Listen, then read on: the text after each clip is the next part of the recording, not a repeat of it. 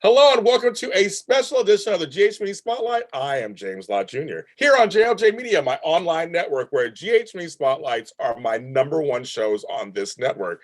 You guys love GH very much, and I love you following GH because it helps me out. I'd like to bring you talent from the shows and let you know who they are outside of the shows, plus talk about what's going on their storylines. This person, I'm going to read all this off because I love it so much. I love it so much. She lists herself as an actor, playwright, producer, filmmaker, director, almost went ahead of myself, choreographer, dancer, activist, and cultural observer. I like that the most. She also is not just only on GH, there's a limited series called Clickbait that's on Netflix, and she's on that too. We're going to talk about that also. Help me welcome Miss Joyce Guy. Hello, Joyce. Hello, and thank you so much for having me. I love it. I love you. I love pleasure. Your show. Thank you. Yes, you answered the call. Everybody in the chat room, hello. They're saying hello to you in the chat room. I say hi to Miss Joyce. Welcome her with open arms. Here's what I want to ask you first. You say cultural observer.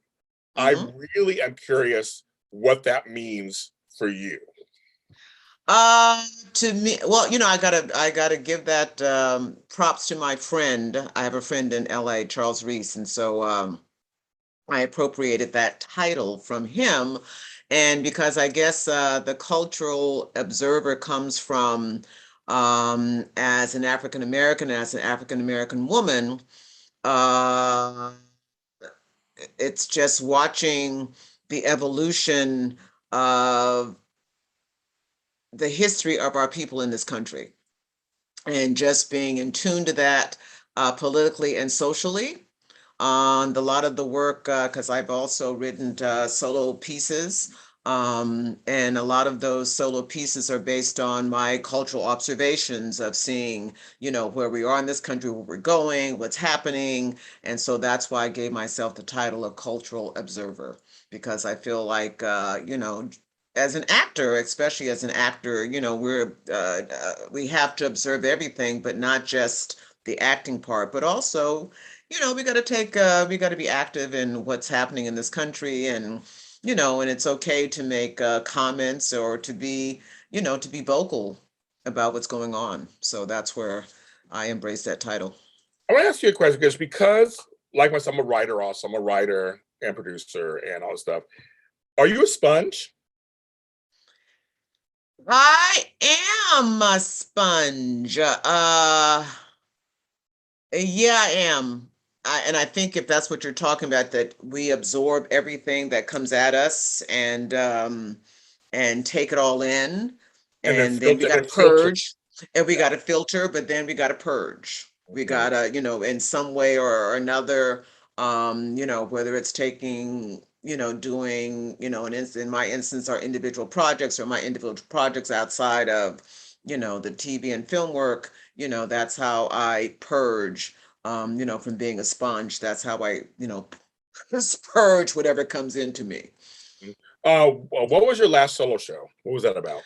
Oh my God, the last show that I did that was full length, I did a piece called War Stories. And because I did it in LA and I did it also in New York, and that was, oh gosh, that was back in 2010. But the piece was based, so I'm an Air Force brat. And I was an Air Force brat. And so we moved, a lot every 3 years. We lived in Texas and Taiwan and Kansas and Japan and Delaware. So it was based on that, and my father, his struggles being in the military, or just what he had to go through to be in the military. But it's also me observing, as a kid, his struggles, but also what was happening to us when we were going through all these places, because it seemed as though we were treated better when we were in the other foreign countries, and then better, than when we came home, because, even though, believe me, there were things that happened, when we lived in Japan and Taiwan, but when we came home, we faced the racism even more, coming back to this country, because, when you're in Japan and Taiwan, yes, you're dealing with, the Chinese people or the Japanese people and some of the people on the base, but it's, you're kind of encapsulated. But when you come back to America, you're a part of the whole picture and the whole population. I tell people they don't like to believe me. I tell them this. I said I've had actually more racism in California than I had in other states, and I've Oh traveled. my goodness, I am with you. When I moved here, because I said that because I moved here from Washington, D.C., Chocolate City. Chocolate City. That's right. Chocolate Chocolate City. City. So there was a whole different mindset coming from Chocolate City. And then when I came to California, it was like, oh my goodness, are you kidding me? Yes. So I'm glad you agreed with me, because I was like, it was very different. I mean, I was like, no, I've been to like 42 states. I've been to the South, the Midwest, the East.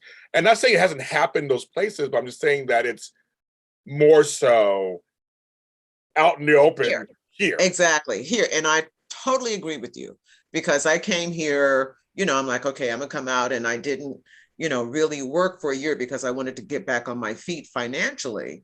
So I was doing temp work. And so when I was doing some of that temp work, I was, doing temping at, the corporations, Unical and things like that downtown. And just some of the things that these people were saying to me as a temp, like I had third grade education and blah, blah, blah, blah, blah. And I'm like, are you guys kidding? And I had to tell a few people, excuse me, you're going to have to change the tone, and you're not going to talk to me like that. And also, just because I'm a temp does not mean I don't know what you're talking about, or that I don't have some level of education. So I did not experience that when I was living in Washington, D.C. So it was kind of culture shock, when I came to California. Yes, I know. I love the East Coast. My mother's from New York, and so I have a big affinity in New York. But I used to go to DC all the time in Boston. It just seems the Black folks back there they walk differently because it's harsher weather maybe than out here. It's I think maybe. Different. Yeah, they dress differently. The hair's different. I love it. Right. I love it too. Yeah, I miss it. I do love it. Now, so when you decided to be an actor, because you're an Army brat, so was there this Air Force? There's a difference. Sorry, Air Force. Air Force. Yes, Air Force. You. My stepfather's Navy. I should know better. So the Armed Forces are different. Know better. But as Air Force brat, what was the possibilities you thought for yourself could be? I mean, when you grew up, you go from place to place, you're different places and stuff. Do you grow up thinking, yes, I will go to college? Or do you think yes, I can be a creative? Or do you grow up thinking, I have no idea what I'm going to do because the world is yours? Like, what was the thought you like growing up? What is that for you? It was interesting. I just have to thank my parents, for telling me, okay, you can do anything. But on the other hand, as Air Force brat, because there were many instances where we were the only Black kid in the class, the only Black kid in the school. And so, there was this level of, and I'm only speaking for myself, that, in some instances, I didn't feel like I was good enough and, or smart enough, because, there was this level of, competing and trying to, this competition type of thing that I was trying to achieve. And, when you're told that, you can't, maybe you should try another college, or, you didn't get that far, or, you're not considered pretty, or you're not considered, all that stuff, and you're too dark, and your hair is nappy. So when you have all those things compiled on you, you have these dreams and aspirations that you keep a secret. And so I think, in the most part, that's what I was doing. And what the way that I made myself shine was through athletics. And so, I ran track. And when I got to Delaware, I was the state champ in the high hurdles, and I played basketball. I was the captain on the basketball team. I was, did some gymnastics. I took dance class when we lived in Kansas. But in terms of expressing myself creatively, I kind of kept that to myself. I mean, even I didn't even tell my parents or, my friends, that's what I wanted to do because, I had this notion in my head, you had to look a certain way or sound a certain way to even be an actress, even though I was absorbing all these movies and looking at movies. I mean, looking at these actresses. And so when I decided to go to college, I had wanted to go to this college in Virginia. It was called Radford College, and they had a theater department. And so anyway, I was looking at the brochures because remember when they had the brochures that Yes, you're, I do. I do. and right. Now it's online, everybody. It's online now, but yes, back Right, then, exactly. But your counselor had their office and you can yes, go in and look yes, at all the yeah. things. And so I went and I saw Radford. And so I went to Mrs. Pancoast. That was my counselor. And I said to Mrs. Pancoast, I said, this is the college I want to go to. And she said to me, well, I don't know. I don't know if your grades are good enough or, if this is the place that you want to be. And I was like, okay. And so I, kind of brooded about that. I mean, I might even cried because I had wanted to, was like, finally I get to kind of go someplace, that had theater. And so anyway, I went to the office again and I was just thumbing through the catalogs and it was almost like a Steven Spielberg movie. This catalog of Hampton Institute, Hampton University just kind of fell into my lap or just fell into my, it's like, okay, let me take it home. And I looked at it and I went, oh, okay. And it's like, oh, wow. And it's an all Black college too. And I went, do I want to do this? And I ended up um, applying and I got in. And when I declared my major, to my mom and dad, and I said I wanted to do drama, they're like, where did the hell this come from? Because the only thing at this point, I had taken 2 drama classes when we moved to Dover. But before that, I mean, I have to say, when I was in Kansas, because there's a part of me that also wanted to be a dancer. So I started taking dance class. So, I mean, I think that's where the beginning of the creative outlet when I started taking those dance classes. But in terms of the drama thing, not in crickets. And so when I decided to do the drama thing, they're like, where did this come from? And of course, my mother was like, well, do education because you got to have something to fall back on. So you got to be a drama teacher if nothing happens and the whole thing. So I did the drama education. And so I went to Hampton and that's, and it was twofold, being around an array of Black folk and Black students, rich Black kids, poor Black kids, middle class Black kids. It was like, oh my gosh. And plus I finally took the step of going, okay, I'll take that step of declaring I want to be an actress. I mean, even though it took me a while, even while I was at Hampton, to be in any of the plays because I kind of, still hung back and I did costuming and, tech and that stuff. And I really wasn't auditioning for the plays while I was there. And, so it kind of took me a while to get the confidence to say, I mean, I knew I had the creative energy in me, but it just kind of took a little bit for me to have the confidence to say, okay, let me just make this public and let people know I want to be an artist. It's right. My niece, I went to Hampton, so she went there, so I know all about Hampton. So we love Hampton. It was good for her too. Everybody in chat room just like they love your smile. They're talking about how great you are as Phyllis. We're going to talk about that. You hold your own. We're going to talk about all that. But I like this background because another question I want to ask you. I think is very important. So you went from moving around place to place, because I've been in places where I was the only Black this, only person of color that. Wasn't that hard a few years ago? Wasn't that hard to have that happen?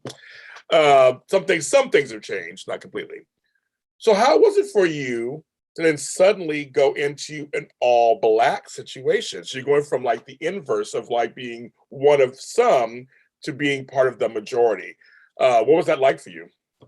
And I kind of had a little bit of that happened to me when we moved from Kansas to Delaware. Okay. Oh, okay. Because in Kansas, and Wichita was like this little suburb, Yeah. I was the only Black kid in the school, in the whole junior high, Oh the my. whole junior high. I was it. So and junior high at that, because junior high, everybody's Oh, hormones, I mean, it's just yes. crazy. Yes. And Yes. so, but anyway, so I mean, I thought my middle name was the N word for the first 3 months while I was there, because seventh and eighth graders, I mean, they don't Yeah. pull any punches. They just say Oh, whatever the hell they think they should say. Excuse my true. language. True. They do. But anyway, so when we moved to Dover, that was the first time that because it was just me, because my sisters were older, my brother's older, that I had been in a school where there was like a lot of Black kids. It was like, oh my God, there's Black kids here. But those Black kids also, I guess because I was coming from Kansas and I was kind of dorky, and I probably had, they're probably trying to figure out what accent does she have. And so there were, the first few months there was like two Black girls who wanted to beat my butt just because I was quiet and I was, in the hallway.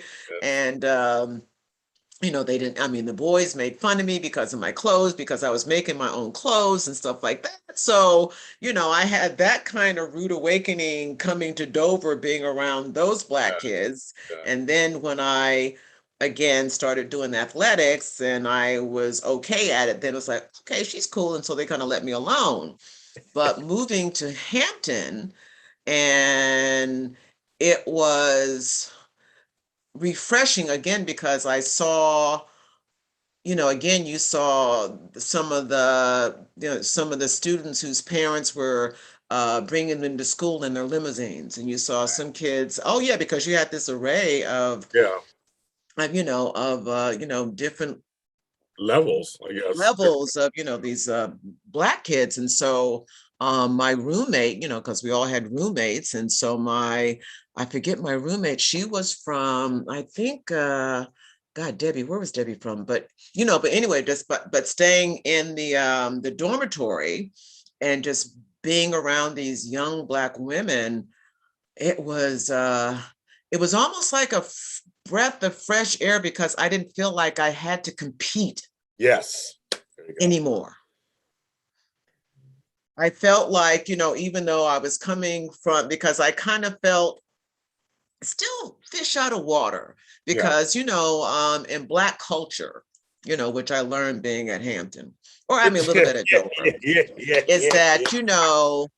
you had, if you shopped here, you got your shoes from this place, the girls had a style. And, at that point, I was still a little new to all the nuances Yeah. Yeah. of being a hip Black girl, Yeah. even though it's like, okay, I'm going to stop, because I think when I got to Hampton was Afro. So it's like, okay, I'm going to stop pressing my hair and, have my Afro. And, I think the first, my roommate, I would borrow her t-shirts, because her t-shirts and her tops were cooler than the stuff that I brought. So it was learning, getting to be familiar of being cool, of being cool around these, Yeah. I mean, exceptionally smart Black kids. And that was the other thing.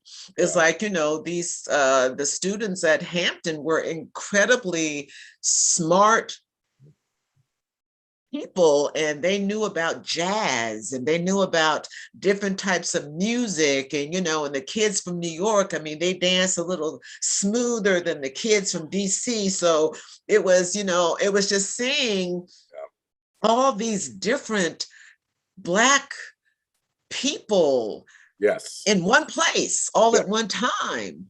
And it was just, as I say repeatedly, this was one of the best things the choice that I've ever made in my life, was to attend Hampton, because it was just a mind-opening experience for me. And I think that led, to, I mean, even though my father, he was like a news junkie, so we would always have the news on and meet the press and Yes. all those Oh different yes. things Oh in our yes. household. So I was aware. But coming to Hampton, you're your awareness is definitely heightened. And then at that time, I mean, what was going on in the country, Oh you're yeah. just your brain is just snapping all over the place because you're absorbing all this information from these, incredibly smart young Black people.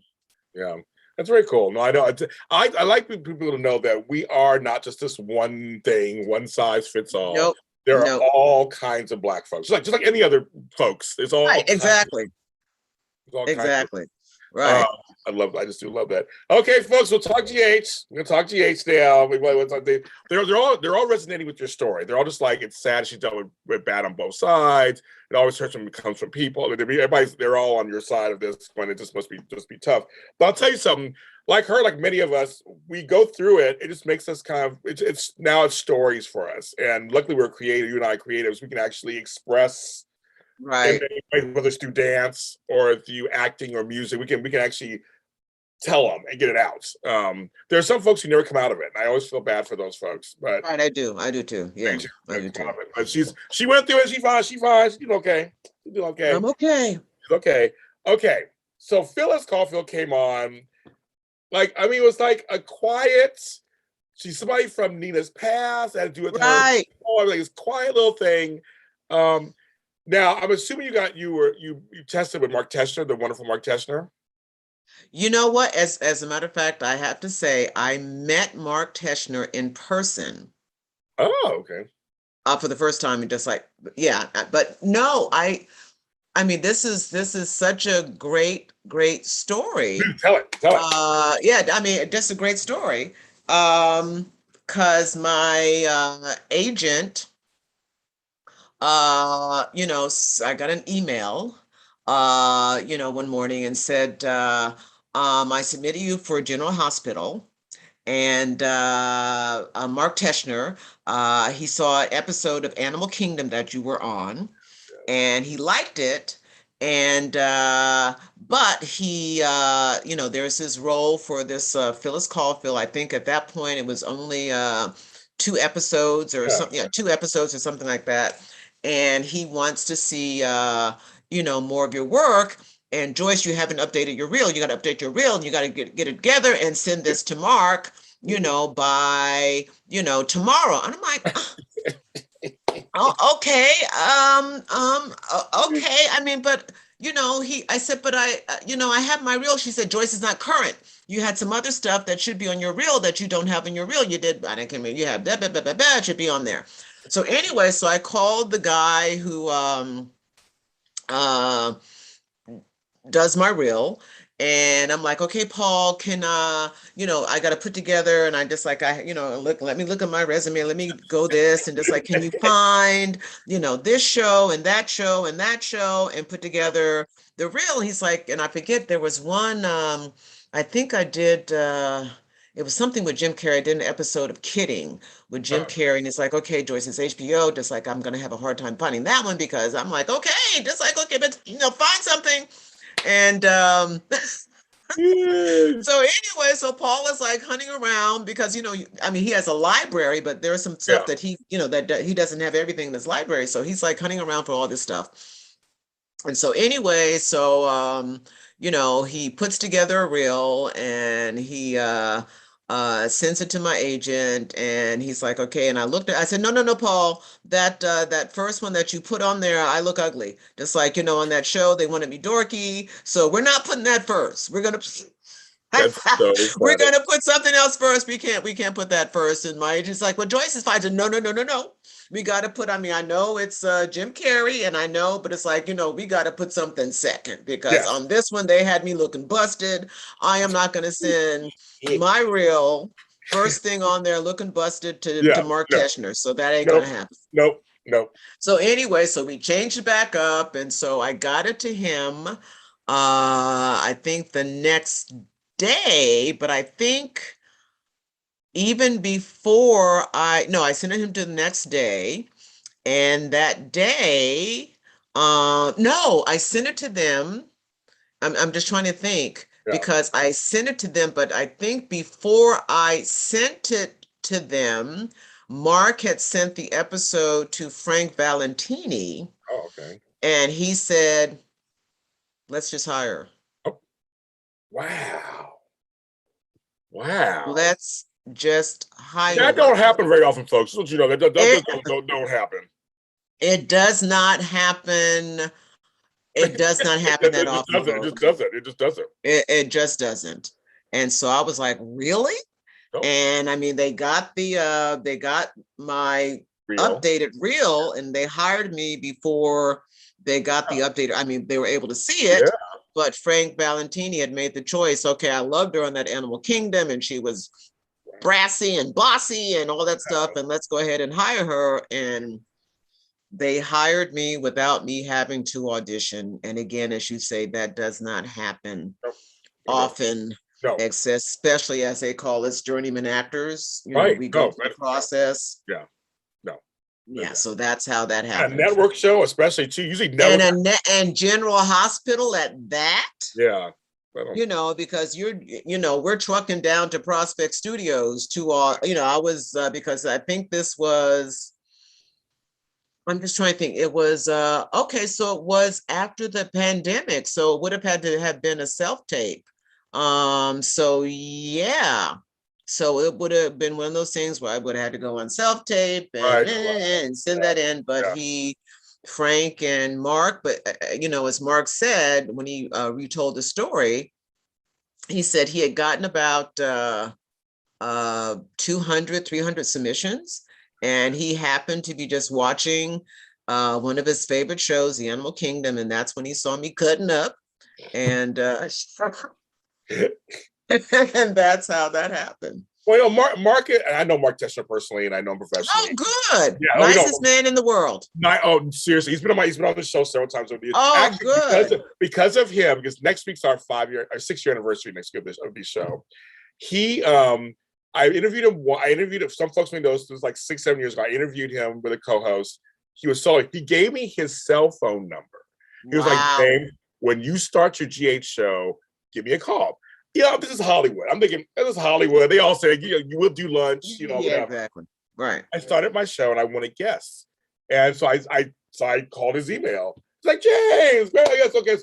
I'll get you with the PR person." I'm telling you, I S you not. I'm not gonna cuss on you. I S you not. 10 minutes later, then PR person Barbara Patterson Roy called. "Hi, Matt Turner said you're his friend. You have a new show. Who do you want?" And so that's Mark. And and he's come on our show several times since then. He's an casting person. He loves actors. So I'm not surprised that he was watching TV and going, "Who's that?" Right. "I want her." Like, I'm not surprised. That's just so he loves actors. He loves the art of acting. Right. He loves it. So I'm not surprised. That's why I saw him went, "Who's that chick? I want her on the show. Get her. Yeah, because I was playing a biker chick. I was the show was, I'm telling you, I owned a bar and my husband died and I was selling the bar. So because even that audition was, interesting because I don't really get a lot of biker chick auditions. Really? And really. And so when I auditioned, and it was in person, and I think there was another Black woman, and all the other women were white women. Wow. And so, I just put my locks in like 2 ponytails, and I put some black lipstick on. I had these big old earrings and stuff like that. And, and I said, "Okay, Joyce, you're going to, study this, and you're going to," and I said, at this point, because it was Animal Kingdom on FX, and it's like, you can say cuss words, girl. It's like, yes, on FX, yes. F-bomb in there every once in a while. So I just went for it. And the next thing I know, I booked that gig, and it was just so much fun because it was so different than any other characters I've done. This was my first time doing a biker chick. Yeah, so it was great. They're like, biker chick. Yeah, that's it. Okay, so now you're on a hit soap opera, but not part of the main group. Now that's very interesting. They're like, okay, we're like a little spin-off story over here. with the lead guy of the show. Like it's not just some little I did, and I wasn't absorbing that at first, and then it just kind of. And I mean, what you're talking. I mean, and I'm glad that you said that because it was kind of a side story with the lead guy, and it did not hit me until I think when they started that, a little bit into it. I'm just like, wait a second, this is a side story with the lead guy. Yes, it's not even who's been there forever. Yes, it went on for like 9 months, and I had Dan White on here who played Elijah. I love Dan White. Love Dan. Dan White, he did a good job. Oh my gosh, he did I mean, there was one, when him and Sonny got in that fight, I was like, Dan, you better go. I mean, because I was there because I think I had another scene and I was backstage, and when they finished, I came out. I was like, woo, y'all ripped it. They did. Y'all ripped that scene. They were great. I love Dan White. Yeah, Dan's amazing. He's a great guy. We loved having him on the show.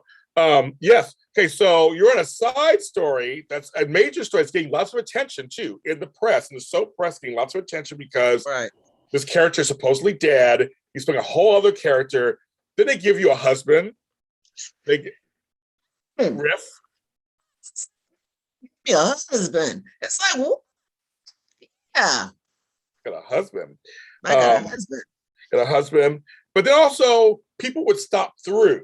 So you got some of the characters would come through because of Nina or whatever. So you had Kirsten Storms came through as Maxie at one point, but then now you got Peter and Jax, and all these just people kind of swinging through here, and everybody like, they love Dan. Yeah, Dan was great. We loved Dan. But so now you have this tan. They have a whole set built for you guys. That's not. I talked to and I'm gosh, you're just and I just gotta. I want to slap you and hug you at the same time because, when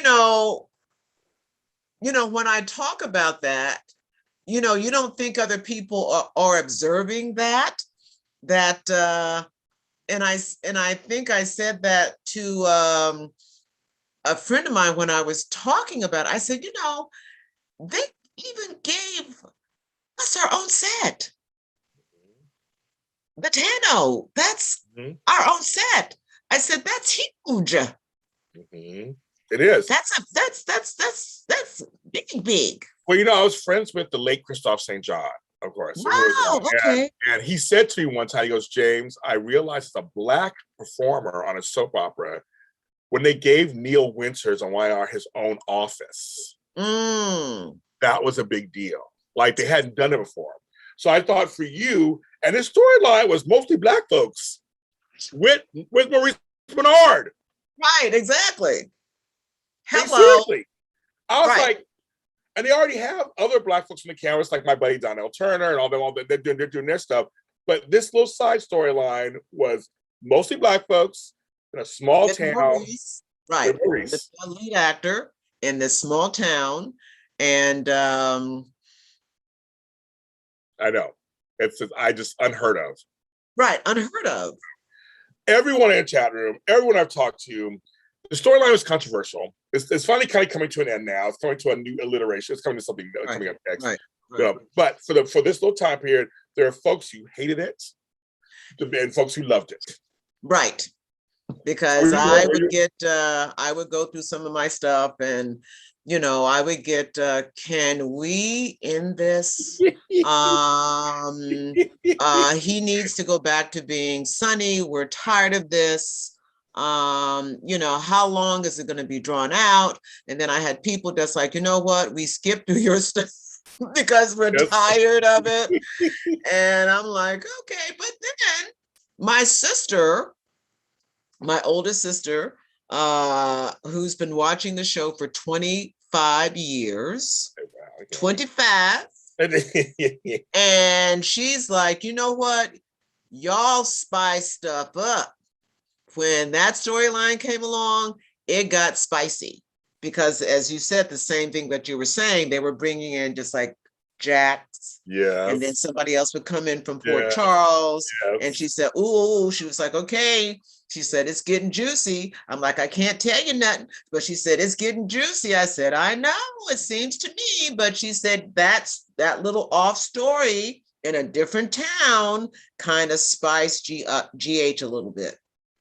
Now, folks had a little something to say when we find out Lenny has cancer. But they were like, she went to hug Mike first. You know, what do you think about that? What do you say about that, girl? You know what? My sister called me because they're on the East Coast, so they saw it first. Oh, you saw it first. Yes. They saw it first. Nice. Wait a second. Your husband said he has cancer, and you hug Mike first? And I'm like, yo, y'all. I'm doing what was written on the page. Okay, thank you. Thank you. Here we go. I'm doing what was written on the page. That's right. And then, I guess I'm spilling a little bit of tea. Yes. But when because I said, you know what, this doesn't seem right to me. So I'm heading my way over to my husband, and Maurice Bernard just kind of grabbed me. I'm like, okay. And I don't know if they showed it on camera. So when he hugged me, I extended my hand, and I was holding Lenny's hand and hugging Sonny at the same time. So you probably couldn't see it because in my mind, I'm going, what? Yep. I should be hugging. I should be rushing to my husband first before hugging Maurice, because my sister would call me and say, you were just hugging Maurice too much. You're like, and y'all are just like, I'm like, again, Betty, that's my sister's name. I am doing what's written on the page. Mm-hmm. What I'm hearing up in the booth. Joyce, can you, when you do this, can you, Joyce, can you grab a I am doing. Yes. What you paid. What they are, what's written on the page. I mean, there may be every once in a while, because I think there was one time it was me, him, and Nina in the scene, and I'm trying to hook Mike and Nina together. And so I think I did something to Mike where I did his dimples, and I did something like this to his dimples. And but that was me, but that was not written on the page. That was just like, instinctively. But again, me and him are friends. But all that other stuff written on the page, or what's been told to me in the booth. I love it. So I am with you on that one, because I'm like, okay, that one, but again, they didn't see me grab Riff's hand, because it's like, okay, I gotta, as an actor, as a person, I have to have some contact with my husband. Yes. And but with all that said, though, you and Mo, as they call him, Mo, really created a wonderful, tender relationship. Yeah. Mm-hmm. Just did. And it's interesting because it's kind of, even though Mo's Mo, it's not as tender, but even off stage, I think I created this really nice friendship with Mo, because he's very open and honest about, what's ever, going on, with the bipolar issues and the thing about, he's told me stories about what happened in the past and with his character. So, I just he's just a wonderful guy. And I think we've created this, this wonderful relationship, outside of our characters. And I can, when, I mess up or something, and he's like, girl, it's okay. Just like, don't even worry about it. And it's like, okay, Mo, hang in there. Just like, so come on, help a sister out. Well, speaking of that, you and Riff created a wonderful, another Black love relationship on daytime television. General Hospital does that really well. I'm so happy they have a lot of Black couples, but I'm like, for you guys in this storyline, running this bar, it was this beautiful push and pull thing that seemed so natural. Just like, he's a guy, you're a strong chick. It was like it was Right. a wonderful, but you guys were disrespectful to each other. That's what I loved about you. And I'm sorry to cut you off. And No, please. Because I wanted that to happen. I think I told when they gave me the husband, and They gave you I a said husband. they gave me a husband because there was something in the beginning. There was some dialogue in the beginning that I felt they were, and I'm sorry, writers, that they were trying to make in the beginning, try to make our just like, oh, Lenny, just like, where are your manners? Oh, Lenny, come on, you shouldn't say, oh, Lenny. And I told myself to back off from that. And just to, when I do my oh Lenny's, it's like, just like, oh Lenny, as opposed to, oh Lenny, Yes. just like, don't. Yes. Let's make this couple, let's make this couple a loving couple. Yes. Because in the beginning, because again, we were, we started in quarantine. Yeah. I mean, we've been in quarantine.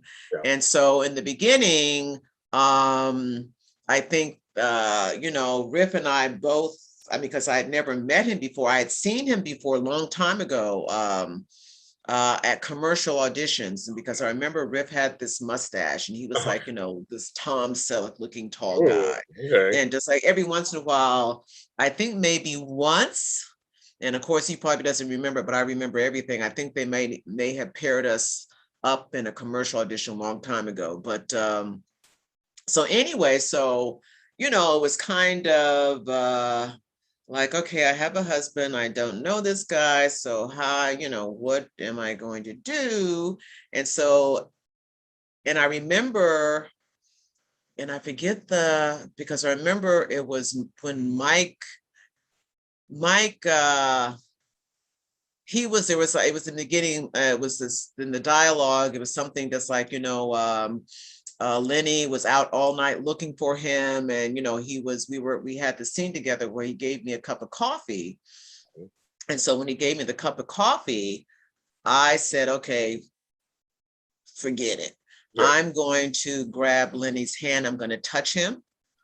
Because before that, we weren't really touching, because there was something in the dialogue that, again, it was like, oh, where are your manners, just like you. Because remember, Lenny did not like Mike. So he was coming off, kind of just like, okay, who is this guy? And I'm just like, he's a friend of mine. Come on, just like, and blah, blah, blah, blah, blah. So it was kind of, we were going through this kind of back and forth type of thing. And so on that one, I think this was our first scene of just me and him.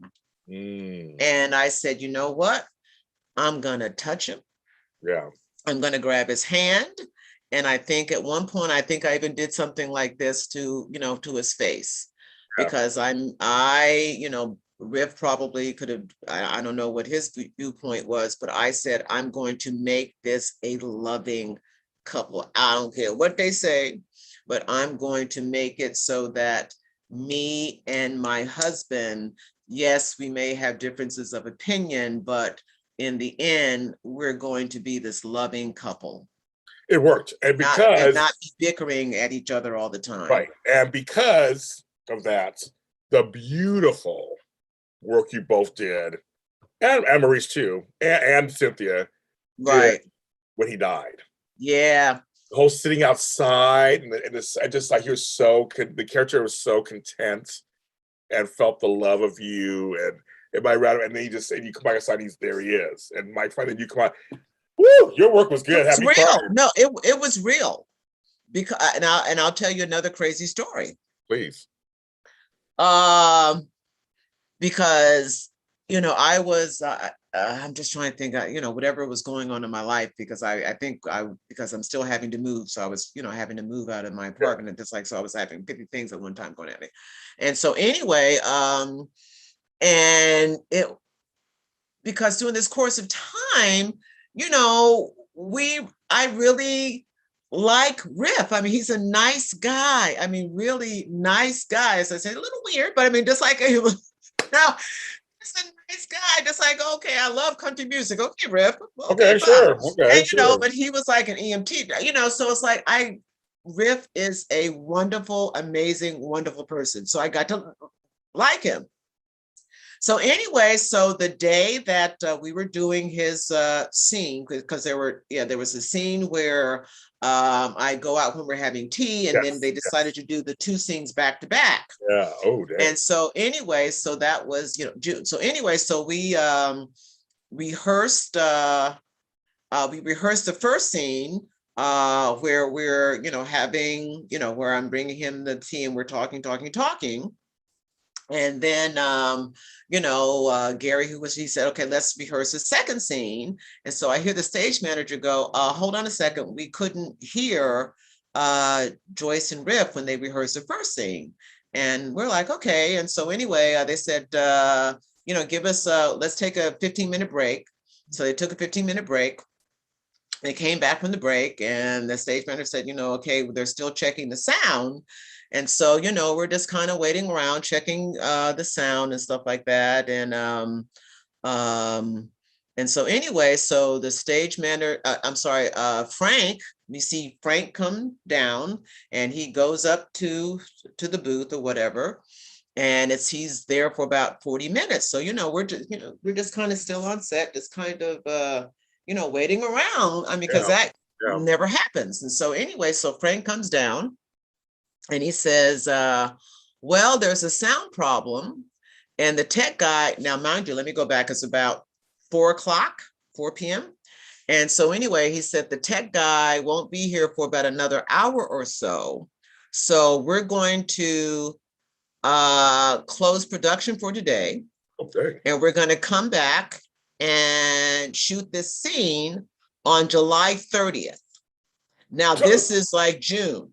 Oh, dang. So I turned to Riff and I said, Riff, okay, what kind of juju did you put on this set? Because you said I ain't ready to go. I guess not. Hello. They ain't killing me today. Yeah. And so they shut it down because the sound, because again, the sound wasn't working. Yeah. And it's like, okay, y'all don't have anybody on, this is ABC. Yeah. And so we did not shoot that scene again for 3 weeks later. Wow. 3 weeks later, we came back 3 weeks later to shoot that scene. And so when we shot the scene, Maurice had come in that day before we were going to shoot and said he had learned that his father was diagnosed, who had Alzheimer's, was also diagnosed with pancreatic cancer. Yeah. And he said, today is going to be real. He said, my emotions are kind of all over the place. Yeah. And I was kind of, amped because I've never been in a situation where an actor, this was their last day. And so my emotions were, heightened anyway. So when we did that scene, a lot of that stuff was real, because after the scene where, I break down and cry, I couldn't stop crying. Wow. I cried for 10 more minutes because I could not stop crying. Wow. Yeah, your cry on screen was very guttural. It was very much like, yeah, I couldn't, and and I just went over and just like hugged Riff, and it was, and they and Maurice and Cynthia came out, and it was just a hug fest. And and then Maurice did a little video. I mean, it was just because Maurice and Riff became really good friends during that time, and it was just really an emotional day. Yeah. And then we kick up to now. Phyllis got a gun, pulls it on Peter, it don't work. I was like, oh, Phyllis that gun. She was like, can I get you a drink? Can I just get you something? And I think, what is Phyllis doing? We're all kind of like, what's she doing? She's like, and then blah, blah, blah, blah. Bam. She's like, hold on, you can let her go. I was like, ooh. He goes, and I'm an excellent shot. I didn't know Phyllis could shoot. Come on, Phyllis. I didn't know either. I didn't know Phyllis could shoot either. But when you talked about me and Lenny used to go to the range, I'm like, yeah. Okay. I was okay. What else can Phyllis do? But it was so interesting because it was so funny because when we rehearsed the scene, I had both of my fingers in the trigger, and they were like, Joyce, Yeah. only one finger belongs to Ah, that's hilarious. I love it. We were like, she was all good. so, I'm telling you, as I posted on my Yes, Instagram. right, I'm just like, okay, this is Pam Grier, Tamara Yes, Dobson, and yes, Teresa Graves. This what happens when you watch all those divas. yes. I love it. This is where I they love came it. from. So I I when they said, I'm like, okay, this is just too much fun, y'all. This is just yes. too much fun. You're giving Phyllis too much fun to do. So unfortunately, we're getting towards the end of our time. It's been almost an hour already. Oh my God, I can't believe it. We have to come back another time. But I just want you to talk a little bit about Cynthia Watson because that's your other scene partner. And everybody in the chat was like, when Phyllis gave that look, like, we'll get to you later, lady. We got to deal with Mike and Sonny right now, but we'll get like you gave that black mother look like, yeah, Exactly. we'll get to that in a second. But can you talk just talk about Cynthia? Cynthia's just been matching you inch for inch. Cynthia, because I remember because Cynthia was on Lost, and I was like a Yes. Lost junkie. Oh, me too, girl. And so anyway, so when I did that first with her and Ingo, and I kept on going, how do I know her? How do I know her? How do I know her? We're just like sitting around, and she's like, when I did, I'm like, yes. But no, Cynthia is, oh my God, you talk about a pro. She is a pro. And the nice thing about Cynthia is she likes to run lines. And so when we have stuff together, we go down in the green room and we just like run. And, Cynthia, when she comes on set, she does not come on set with the script. I mean, she may, no, honey. And she has monologues. I know she does. She has monologues, and she comes and rips them every once in a while, but she is a pro. When she comes in, she's in costume, and because she said she doesn't like to be rushed, so she comes in costume. And so when we run lines, I mean, she is I just love working with her because, some people, you don't know if people want to run lines or the whole thing. And she's like, Joyce, if you want to run lines, just get on the intercom, call me. I will meet you in the green room and we will run lines. And so, but her and my mother share the same birthday. Yeah, I mean, it's just, I just like working with her. I mean, even when we're running lines, we're in character and it's like we're actually doing the scene. So I just Cynthia is all pro. We love all that. Pro. I just and love we all loved the shade you gave. We love James Patrick Stewart in real life. He's wonderful. But the shade you gave Valentine at hospital, that shade, oh my goodness. Woo, we were all like, they mentioned in the chat room earlier too. I said, yeah, that shade was real. That shade was real. He didn't know what hit him. Like, I know. He's an interesting man, very interesting man. He's just, he really, really just like wide ranging, off-screen life. And just lastly, quickly, you play Ruby in Clickbait, which is out on limited series out on Netflix. What can you tell us about Ruby? Ruby, well, again, we shot that. It's interesting. We shot that in Australia, in Melbourne. Oh, wow. In 2019. And again, it was, one of those, I mean, I didn't get an offer, but, I auditioned. And so, but, Ruby, I mean, they're Oakland girls. And that's what I liked about it, because it's, it's Oakland. Yep. And so, Oakland, Oakland, they're very conscious, Black conscious, and when they're independent women, they're straightforward women, and and they're they don't take the stuff. And so I just saw Ruby as this woman. I mean, even though I think a little tad, she's more she's into her daughter's life more than that she should be. But I think because, again, as they say, that she married Nick a little bit too early, and so she's kind of protective of her daughter. I mean, even though she knows about knew about the relationship, and it's like, okay, honey, you gotta, pull this back. And so, but Ruby, was very protective of her girl, and I just love her. I mean, they don't show it in the series, but Ruby is also an educator. Her daughter's a teacher, and she's also, that's the backstory that I made for myself, is that she's a college professor, so she's also an educator, and so she's carved out this life for herself, and and so that's how I saw Ruby. But it was I had a blast doing that shoot. Love it. Yeah. So folks out there who are all saying they love the character of Joyce, they love you.